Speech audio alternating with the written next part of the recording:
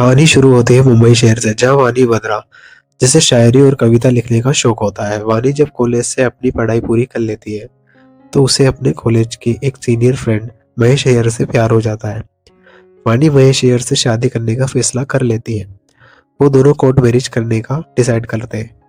शादी वाले दिन वानी अपनी फैमिली के साथ कोर्ट पहुंच जाती है और महेश के आने का इंतजार करने लगती है, लेकिन महेश वहां पर नहीं आता है और महेश कॉल करके वानी को शादी करने से मना कर देता है, क्योंकि उसे किसी और लड़की से प्यार हो जाता है जो एक अमीर बाप की लड़की रहती है, जिससे शादी करके वह एक कंपनी का मालिक बन जाता है। यह बात सुनकर वानी का दिल टूट जाता है और वो बेहोश हो जाती है। इसके बाद वानी डिप्रेशन में रहने लगती है, क्योंकि वह महेश से बहुत प्यार करती थी। इन सब से वानी को सदमा पहुंचता है। इस तरह 6 महीने बीत जाते हैं। वानी उदास और चुप रहने लगती है। वो अपने सारे शौक छोड़कर कमरे में चुपचाप और उदास बैठे रहती है। वानी के माता पिता उसे समझाते हैं और उसे एक नई जिंदगी की शुरुआत करने के लिए कहते हैं। वे वानी को जॉब करने के लिए कहते हैं। तब वानी एक सोशल मीडिया कंपनी में राइटिंग की जॉब के लिए अप्लाई करती है। जब वानी उस कंपनी में इंटरव्यू के लिए जाती है तो उसकी मुलाकात क्रिश कपूर से हो जाती है। क्रिश कपूर एक सिंगर होता है। वो काफी अच्छा गाता था और बढ़िया म्यूजिक बनाता था, लेकिन क्रिश काफी गुस्सेल टाइप का लड़का था। उसे नाइंसाफी पसंद नहीं थी।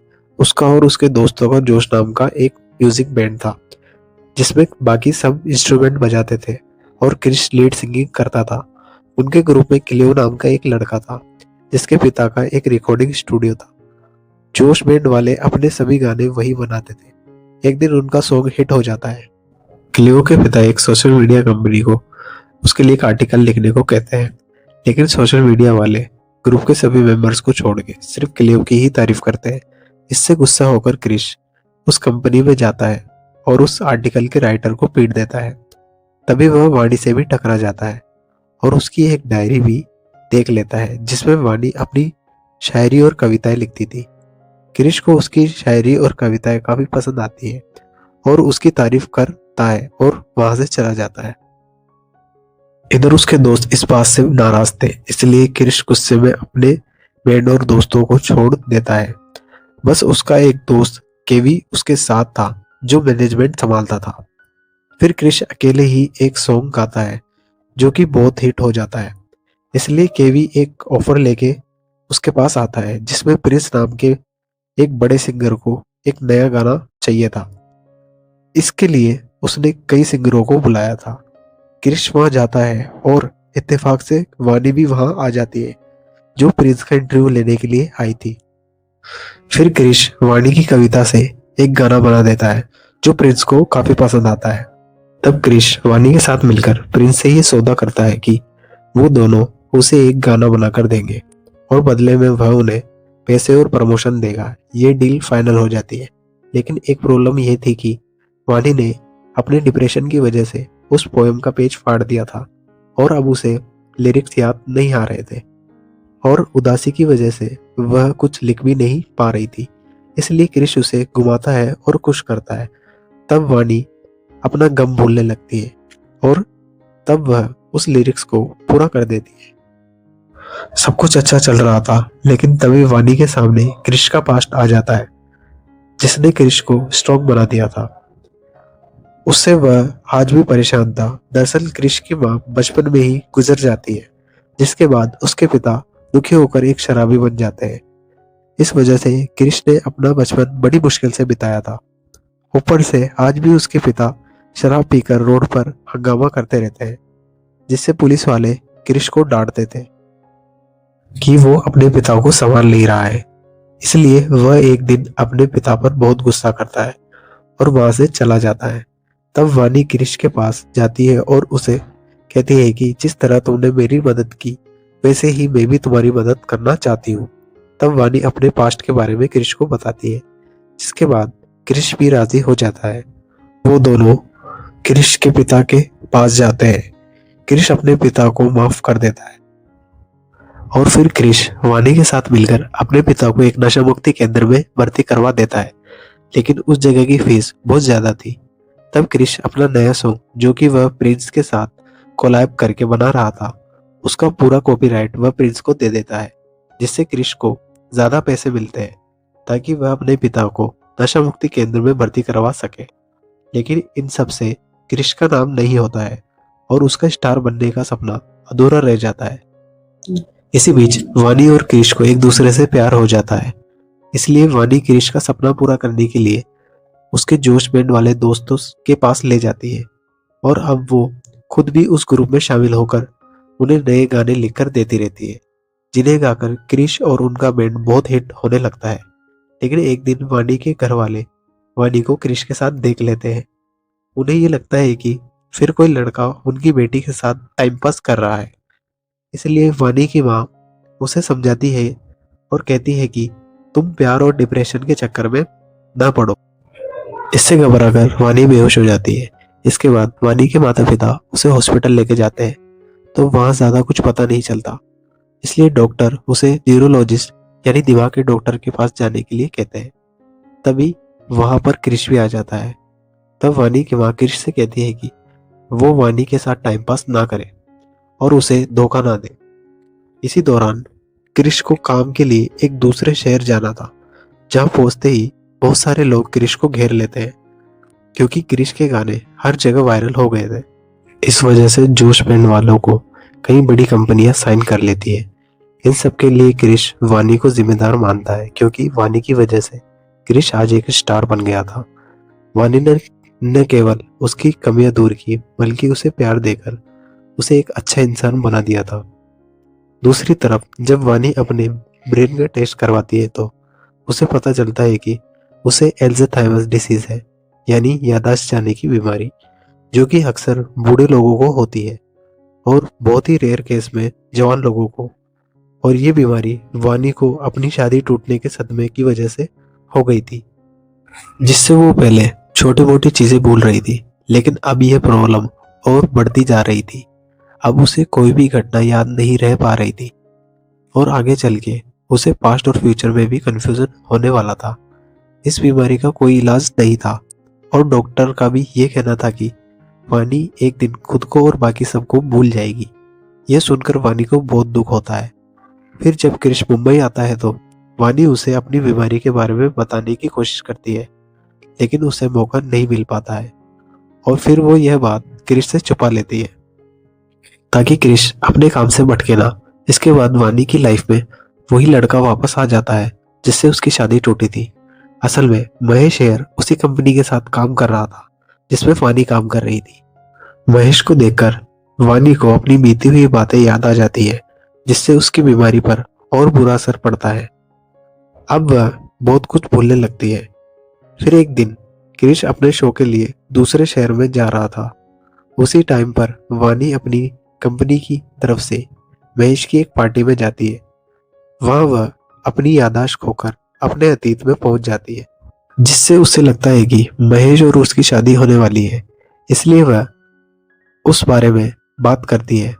लेकिन महेश को लगता है कि वानी मजाक कर रही है, इसलिए वह उस पर हंस देता है। तब वानी को बहुत गुस्सा आ जाता है। वह पार्टी में जोर जोर से चिल्लाने लगती है। तब उसे पागल समझकर उसे पार्टी से बाहर कर देते हैं और उसे वहां से भगा दिया जाता है।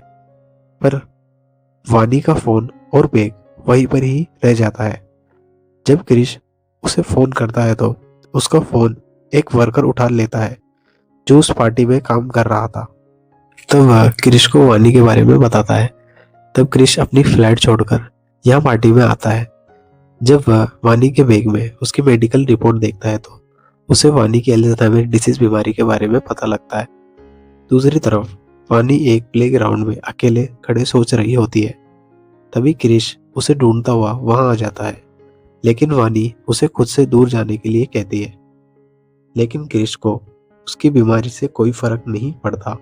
वो तो किसी भी हाल में वानी के साथ रहना चाहता था। फिर क्रिश और उसके माता पिता उसे उसी न्यूरोलॉजिस्ट डॉक्टर के पास ले जाते हैं।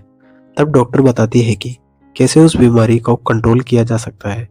इसके लिए उन्हें वानी को स्ट्रेस से दूर रखना होगा। तब वानी के माता पिता 2 महीने के लिए उसे कहीं दूर ले जाने के लिए सोचते हैं। ये काम क्रिश खुद करने का डिसाइड करता है क्योंकि अब वानी के माता पिता को क्रिश पर भरोसा हो गया था, इसलिए वे उन्हें वानी के साथ भेज देते हैं। तब क्रिश अपने सारे शो कैंसिल करके वानी के साथ शहर से कहीं दूर एक बीच हाउस में चला जाता है। वहां वो दोनों बहुत एंजॉय करते हैं, लेकिन अब क्रिश के बैंड को उसकी जरूरत थी। लेकिन क्रिश वानी को छोड़कर नहीं जाना चाहता था। तब वानी उसे समझाती है और अपना काम फिर से स्टार्ट करने के लिए कहती है। तब क्रिश कॉन्सर्ट के लिए जाता है। तब वानी भी उसके साथ जाती है। उस जगह पर महेश अय्यर भी मौजूद था, क्योंकि वो शो उसी ने स्पॉन्सर किया था। फिर जब क्रिश स्टेज पर जाता है, तब वानी को देख महेश भी वहां आ जाता है। तब वानी उसे देखकर अपने अतीत की यादों में वापस आ जाती है। इधर महेश को उसकी बीमारी के बारे में नहीं पता था। उसे लगा कि वानी उसे आज भी पसंद करती है, इसलिए वह वानी का फायदा उठाने की सोचता है। दूसरी तरफ जब क्रिश को वानी नहीं दिखती तो वह अपना शो छोड़कर वानी को ढूंढता हुआ उसी कमरे में आ जाता है और महेश को बहुत बुरा मारता है। लेकिन वानी अब तक अपने अतीत में ही थी, इसलिए वह क्रिश को भी नहीं पहचान रही थी। जब वह महेश को मारते हुए देखती है तो उसे गुस्सा आ जाता है और वह क्रिश पर चाकू से हमला कर देती है। तब क्रिश उसे किसी तरह संभालता है और उसी बीच हाउस पर लेके जाता है। अगले दिन जब वानी को होश आता है तो उसे ये याद नहीं रहता कि उसने क्या किया था। तब वहां क्रिश अपनी उदासी में एक म्यूजिक बनाने की कोशिश करता है। फिर वह बताता है कि वो ये धुन अपने एक दोस्त के लिए बना रहा है। उसकी गर्लफ्रेंड उसे छोड़कर बहुत दूर जा रही है। तब वानी उसे कहती है कि उसके दोस्त के लिए वह एक गाना लिखकर देगी, जिसे सुनकर उसकी गर्लफ्रेंड वापस आ जाएगी। इसके बाद क्रिश अपने दोस्तों के पास जाता है और उन्हें बताता है कि अब वह बैंड छोड़ रहा है, क्योंकि उसे वानी के पास रहकर उसका ख्याल रखना है। यह सुनकर उसके दोस्त नाराज हो जाते हैं, लेकिन क्रिश अपना फैसला नहीं बदलता है। फिर वो वापस उसी बीच हाउस में जाता है, लेकिन उसे वानी नहीं मिलती। वो ना अपने घर पर थी और ना ही पूरे शहर में कहीं थी। वानी अकेली ही कहीं चली गई थी और जाने से पहले क्रिश के लिए सैयारा नाम का गाना लिख गई थी। सैयारा का मतलब होता है एक अकेला भटकता हुआ सितारा। को वो कविता देखकर वानी की याद आ जाती है, इसलिए वह उस कविता पर यह गाना बनाने का फैसला लेता है। वह अपने दोस्तों के पास जाता है और उनके साथ मिलकर सैयारा गाना बनाता है और उसे हर जगह पहुंचाने की सोचता है, ताकि यह सुनकर वानी वापस आ जाए। यह गाना जब तैयार होता है तो बहुत वायरल होता है और क्रिश उससे सुपरस्टार बन जाता है। लेकिन वह खुश नहीं था, क्योंकि वानी अब तक वापस नहीं आई थी। इसलिए क्रिश उस गाने को तब तक गाने का ठान लेता है जब तक वानी मिल नहीं जाती। इस तरह से एक साल बीत जाता है, लेकिन वानी नहीं मिलती। फिर एक दिन क्रिश और उसके दोस्त अपना एक सबसे बड़ा शो करने के लिए लंदन में जाते हैं। तब वहां केवी एक स्टेडियम की स्क्रीन पर रील्स प्ले करना शुरू करता है, जो उनके गाने पर बनाई गई थी। तभी उनमें से एक रील में उसे वानी दिख जाती है, जिसे देखकर क्रिश और सब लोग हैरान हो जाते हैं। फिर तलाश करने पर उनको पता चलता है कि वो रील मनाली की है। इसलिए क्रिश अपना शो छोड़कर तुरंत अकेले मनाली चला जाता है और वो उस रील के बारे में पूछते हुए एक महिला आश्रम में पहुंच जाता है, जहाँ की रिसेप्शनर उसे बताती है कि वानी एक साल से वहां रह रही है और अब वह उसकी याददाश्त बहुत कमजोर हो गई है। लेकिन उसने काफी टाइम पहले क्रिश के लिए एक लेटर लिख कर रखा था। उस लेटर में वानी ने लिखा था कि जब उसने महेश के लिए क्रिश पर हमला किया था तो उसे बहुत दुख हुआ। वो क्रिश की जिंदगी बर्बाद नहीं करना चाहती थी, इसलिए वह उसे छोड़कर चली गई थी ताकि क्रिश सक्सेस हो सके। लेकिन वानी को उम्मीद थी कि एक दिन क्रिश उसे ढूंढता हुआ इसलिए जब आएगा। उसकी याददाश्त थोड़ी ठीक थी तो उसने क्रिश के लिए ये लेटर लिख दिया था। फिर वो पढ़ने के बाद क्रिश वानी से मिलता है। तब क्रिश उसे आश्रम से दूर एक ग्राउंड में ले जाता है और वहां अपनी पुरानी बातें और या आदतों को रिपीट करता है। तब वानी को सब याद आ जाता है और वो दोनों एक हो जाते हैं। फिर क्रिश उसे मुंबई ले जाता है जहां वानी का इलाज होता है। उसके लिए एक शेड्यूल बनाया जाता है जिससे उसे हर चीज हर बात याद रहे। फिर वो दोनों शादी कर लेते हैं और क्रिश उसे अपने लंदन वाले शो में ले जाता है और सबको अपनी कामयाबी के बारे में बताता है। बस यहीं से कहानी एंड हो जाती है। तो गाइस ये वीडियो आपको कैसी लगी कमेंट में बताएं। अगर ये वीडियो अच्छी लगी हो तो लाइक करें और चैनल को सब्सक्राइब करना ना भूलें। Thank you.